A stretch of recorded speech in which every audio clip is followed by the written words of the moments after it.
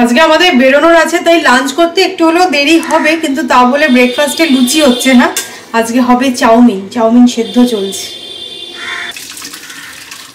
আজকে বৃহস্পতিবার বলে বাড়িতে ভেজ, তাই আমি ভেজ চাউমিন বানাচ্ছি আদা, আলু আর সয়াবিন দিয়ে।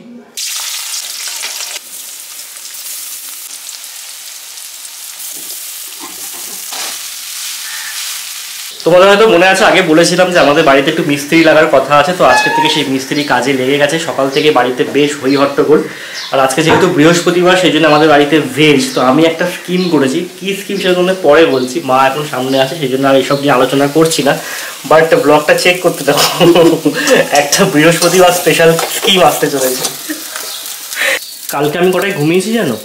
3টে, 2:06 থেকে 2:48 লাগাতার কল চলেছে। বাবা আমি তখন কি করছিলাম? তুমি তখন লন্ডন কিংবা প্যারিস, স্বপ্নের দেশে কোথায় আছো কে জানে, মঙ্গল গ্রহতেও হতে পারো, লন্ডন প্যারিসে আটকে গেলে কেন। সৌমি দেখলাম এডিট কমপ্লিট করে 1:30টার মধ্যে ঘুমিয়ে পড়লো, তারপর আমার 2টো থেকে একদম। আর আমি একটা জিনিস দেখেছি, যেদিনকে আমার তাড়াতাড়ি কাজ শেষ হয়ে যায় সেদিনকে নাকি সৌরভ ঘুমাতে পারে না, এত অফিসের কাজ 4টে অবধি নাকি জানতো। আমার কাছে প্রমাণ আছে, ঠিক আছে তুমি কল লিস্টটা চেক করে নিতে পারো। বলছি তো এগুলো স্কিম বাজি, আমার কাছে প্রমাণ আছে। হ্যাঁ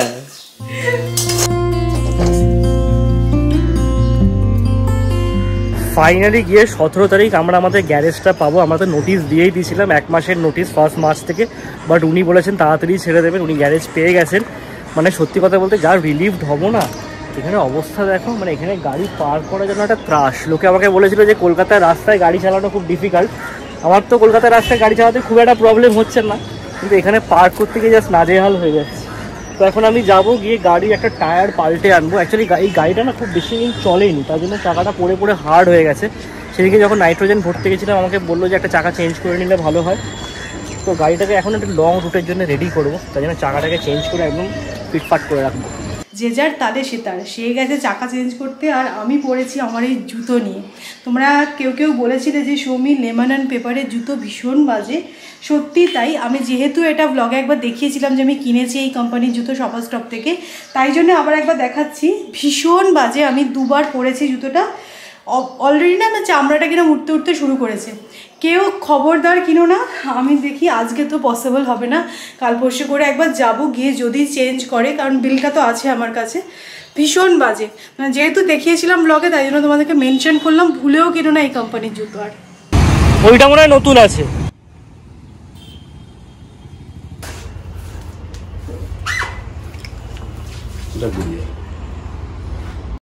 হ্যাঁ 2টো আছে, তো সিএরটাই থাক।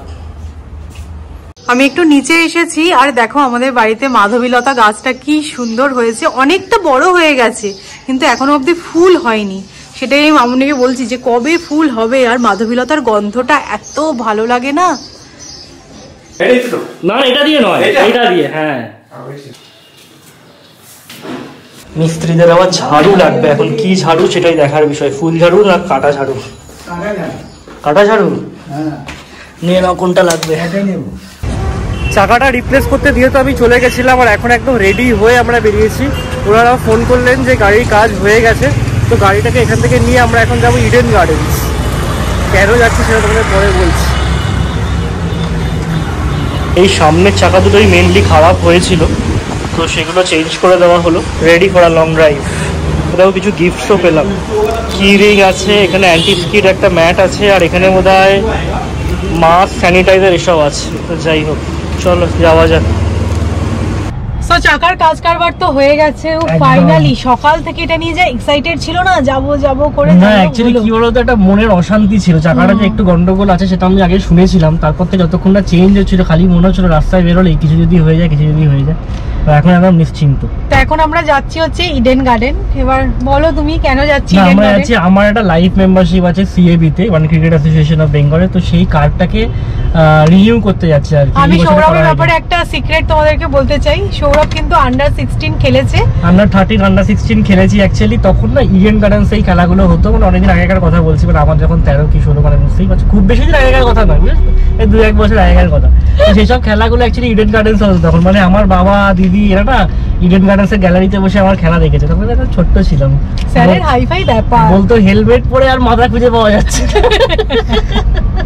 মেনলি এই কাজটা বাবা করে, আর আজকে আমরা বললাম যে ঠিক আছে আমরাই যাই। 2 মিনিটের কাজ, যাই হোক ইডেনে যাবো। চলো। কমলাটা কমলাটা কত? এটা খেতে আমার খুব ভালো লাগে। কালোটাও কিন্তু ভালো, বেশ ঝাল ঝাল হয়। বড্ড মানে জিভ চিড়ে যায়, এটা বেটার।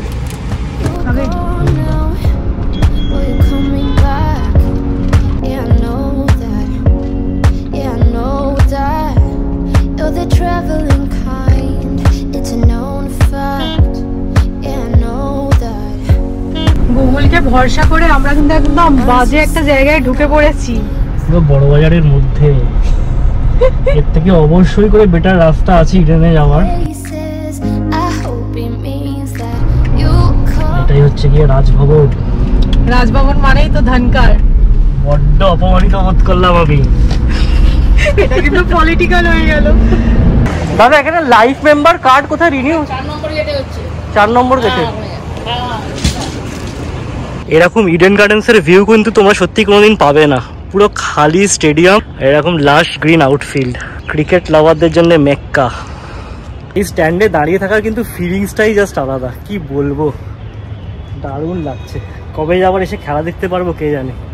যখন আমি খেলেছিলাম সত্যি কথা বলতে এই মাঠটাকে 3টে ভাগে ভাগ করা হতো বাচ্চাদের জন্য আর কি, তারপর খেলাধুলো করানো হতো আর কি। 20 ওভারের ম্যাচ হতো তখন। আমার মনে হচ্ছে আপকামিং সিজনের জন্য না পিচ তৈরি হচ্ছে। সো নতুন মেম্বারশিপ কার্ড পেয়ে গেলাম। সৌমি অ্যাকচুয়ালি এত দূর এলো, এসে আর ইডেন গার্ডেন্সের ভেতর ঢুকতে পারলো না। অ্যাকচুয়ালি গাড়িটাকে না ঠিক মতো পার্ক করা যাচ্ছে না, গাড়িটাকে রাস্তার উপর পার্ক করে এসেছি, সেই জন্য ওকে গাড়ির মধ্যেই বসতে বললাম। নেতাজি ইনডোর স্টেডিয়ামে আজকে আবার কি একটা ফাংশন আছে, মমতা ব্যানার্জি আছে, তাই জন্য পুরো রাস্তাঘাট একদম পুরো পুলিশ, কখন টো করে নিয়ে চলে যায় ভগবান জানে। তাই আমি নেমে চট করে কাজটা করে ফেললাম আর একটু মেক্কার দর্শন নিয়ে নিলাম। যাকে বেড়ালেরা শিখেছিল না ইডেন গার্ডেনের ভেতরে, আমার ঢোকা হলো না, কিন্তু কাজটা যে হয়ে গেছে এটাই একটা ভালো। আজকে বেশ চেহাল পায়েল আছে মমতা ব্যানার্জি আসবেন বলে, তো কি আর করা যাবে, সবাই না দেখছিল। ওখানে পার্ক করাটা একদমই তুমি বসেছিলে তাই। আমি মেয়ে একজন বসেছিলাম, কিছু আর বলেনি, তবে বেশিক্ষণ সময়ও লাগেনি। ঠিক আছে, আমরা এখন এসে গেছি পার্ক স্ট্রিট। আমরা ভাবছি মার্কোপোলায় আজকে লাঞ্চটা ছাড়বো, এটাই ছিল সৌরভের টিম, বুঝলে তো? তো বাড়িতে নিরামিষ স্কিম করে এমন একটা কাজ নিয়ে বেরিয়েছি, দুপুরটা বাইরে কাটাতে হবে, লাঞ্চটা এখানে করতে হবে।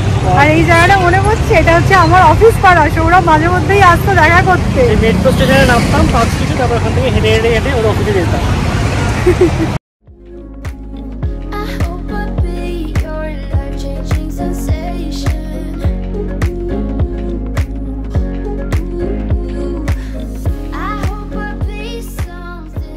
আজকে কিন্তু স্যারের পছন্দের রেস্টুরেন্টে আমরা এসেছি।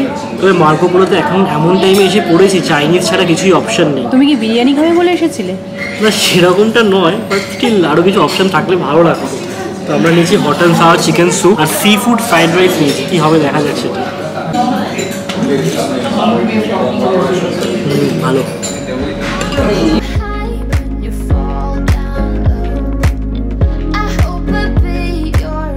খাবারগুলো টেস্ট মোটামুটি ঠিকই আছে, বলো? মোটামুটি এই সাইডেই আছি, তো ভাবলাম প্রিন্সেপ ঘাটটা আর কেন মিস করব। তো দেখো অনেক দিন পর, অলমোস্ট 5-6 বছর পর আমরা প্রিন্সেপ ঘাটে এসেছি। লাস্ট এসেছিলাম প্রি ওয়েডিং এর সময়, না? সত্যি কথা। আর খাওয়া দাওয়ার পর সৌমি বললো চলো একবার যাই ঘুরে আসি। তখন ওদের রোদ ছিল, এখন রোদ্দুরটাও পড়ে গেছে, বেশ ভালো লাগছে। আর এখন বেশ ভিড় আছে, উইকডেজে ভাবিনি যে এতটা ভিড় থাকবে। এখানে আসলে সবসময় মনটা ভালোই হয়ে যায়।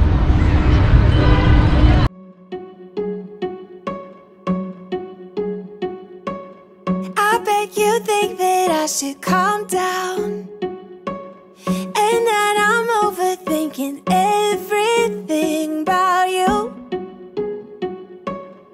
and that we're good the way we are. But I don't know that much about you, what things you like and what you don't. It's not that long. Good morning everyone. Everyone, কালকে বাড়ি এসে আর আমি ব্লগটাকে continue করিনি। কালকে মোটামুটি সারা কলকাতা আমরা ঘুরেছি, ব্যাপারটা এনজয় তো করেইছি, কিন্তু বাড়ি এসে আর কিছু করতে ইচ্ছা করেনি। তো আজকে সকালবেলা আমি ব্লগটাকে এন্ড করতে যাব। তারপরে শুনলাম মামুনি আজকে ভেটকি মাছের একটা দারুণ রেসিপি বানাচ্ছে। বাবা অ্যাকচুয়ালি ভালো ভেটকি মাছ দেখতে পেয়েছে, তো সেই কারণে আমি ভাবলাম যে ব্লগটা মামুনির একটা দারুণ রেসিপি দিয়েই এন্ড করবো না কেন। তো সেই কারণে আমি আমার ক্যামেরাটা ধরেছি। আর দেখো আমি রান্নাঘরের জানলায় এখন বসে আছি। শুধু একটা রেসিপি না, আমার এঁচড়ও আছে। হ্যাঁ, এঁচড়টাও আছে। দেশের বাড়ি থেকে যে ছোটো ছোটো এঁচড়গুলো এসছে সেই দিয়ে মামুনির স্পেশাল আর কি চিংড়ি মাছ দিয়ে এঁচড় করবে, কিন্তু একটু অন্যরকম হয় মামুনির এঁচড়টা, সেটাও তোমাদেরকে দেখিয়ে দেবো। তো দারুণ দুটো মামুনির হাতের রেসিপি তোমরা পাবে।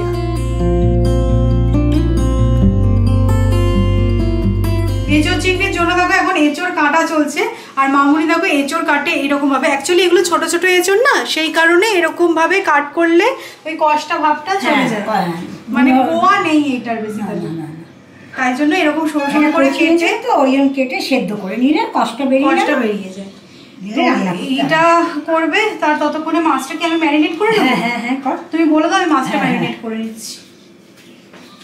মাছের পিসগুলো দেখো কি সুন্দর, বাবা বললো খুব ভালো নাকি, মাছটা একদম পিঙ্কিশ কালার, দেখছো মনে হয় টাটকা একদম। তো এইগুলো কিভাবে ম্যারিনেট করবো তোমাদেরকে দেখিয়ে দিচ্ছি। অ্যাকচুয়ালি মামুনি আমাকে বলে দিয়েছে, সব জোগাড় করে নিয়েছি। ম্যারিনেট করে তারপরে কিন্তু মাছটা ফ্রাই হবে। জিঞ্জার গার্লিক পেস্ট অ্যাড করছি, টক দই অ্যাড করছি, কিন্তু টক দইটা থেকে জলটাকে কিন্তু ঝরিয়ে নেওয়া হয়েছে। এবার দেখো কর্নফ্লাওয়ার অ্যাড করছি আর অল্প একটু ময়দা অ্যাড করছি, ভালো করে কিন্তু মিক্স করে নিচ্ছি। আর এই টাইমে তো নুন অ্যাড করা হবে না, যখন ভাজা হবে ঠিক তার আগে নুনটা অ্যাড করে ভাজতে হবে, তা নাহলে না জল কেটে যাবে। এটা কিন্তু ভেটকি মাছের খুব ভালো একটা রেসিপি। ভেটকি মাছ আসলেই দেখবে আমরা ওই কালিয়াটাই করে থাকি, এটা কিন্তু ট্রাই করে দেখতে পারো। অ্যাকচুয়ালি আজকে সকালবেলা ব্রেকফাস্ট করতে করতে আমাদের লেট যথারীতি হয়ে গেছে, তো মামুনি একদিকে এঁচড়ের প্রিপারেশন নিচ্ছে আর আমি জাস্ট মাছটাকে ফ্রাই করে দেবো, তারপরে মামুনিকে হ্যান্ড ওভার করে দেবো।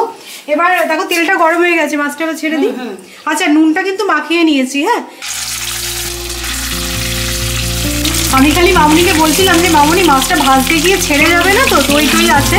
মামুনি বললো তুই ভেজেই দেখ না, সত্যি কিন্তু তাই। দেখো কি সুন্দর কোটিংটা হয়েছে।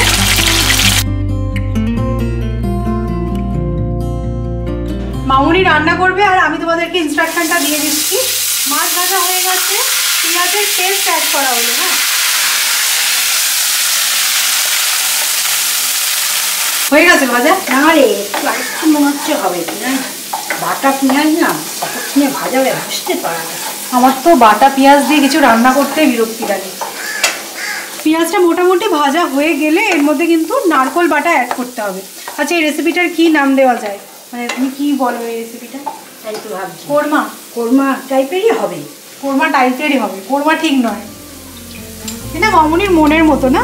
হ্যাঁ, নারকোল বাটা অ্যাড করে দেওয়া হলো। এবার ভালো করে ফ্রাই করতে হবে, তাই তো? হ্যাঁ, গ্যাসটা একটু বাড়ালাম। তবে হ্যাঁ, নারকলটা একটু ভাজা ভাজা না কাঁচা কাঁচা লাগে, তো ওই জন্য গন্ধ বেরোয় না।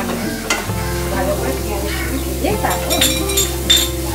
এবার দেখো এর মধ্যে ড্রাই স্পাইসেস অ্যাড করে দেবো। হলুদ গুঁড়ো আর দিলাম, লঙ্কা গুঁড়ো, কাশ্মীরি রেড চিলি পাউডার আর ধনে গুঁড়ো। তো এই ধনে গুঁড়ো না, জিরে গুঁড়ো, ধনে গুঁড়ো লাগবে না। মানে দায়িত্ব নিয়ে ডুবিয়ে দিচ্ছ তুমি, কিছু বলার নেই। জিরে গুঁড়ো ঠিক আছে, এতটা দিই। এইবার এই কাঁচা লঙ্কাগুলো চিড়ে এবার ভালো করে এটাকে কষাতে হবে। আমরা কিন্তু যুদ্ধকালীন পরিস্থিতিতে এখন দেখো রান্না করছি। মামুনি এদিকে মাছের এই গ্রেভিটা বানাচ্ছে, আর এদিকে আলু ভাজা হয়ে গেছে, সেদ্ধ করে রাখা এঁচড়টা অ্যাড করে ফ্রাই করবো। তো এইটা আমি আবার করি।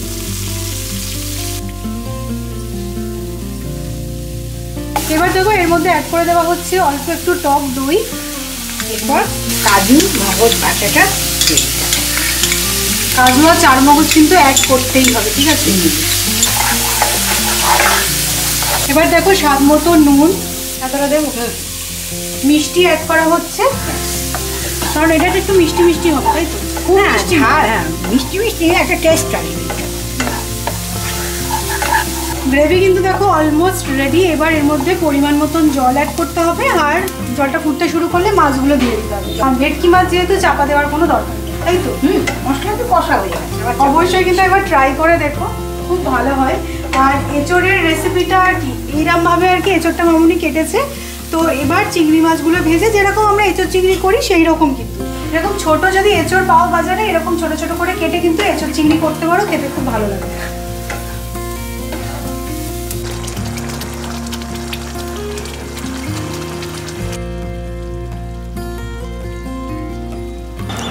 এঁচড় চিংড়ি দেখো একদম রেডি।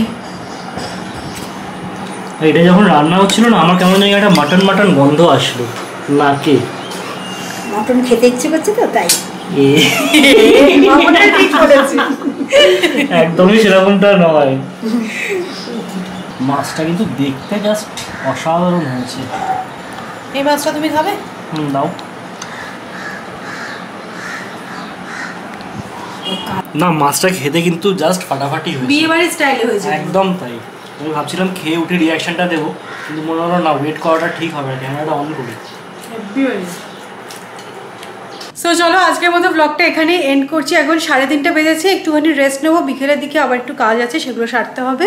যদি তোমাদের আজকের ব্লগটা ভালো লাগে লাইক করো, শেয়ার করো, প্লিজ সাবস্ক্রাইব করো। কালকে আবার দেখা হচ্ছে, ততক্ষণের জন্য টাটা।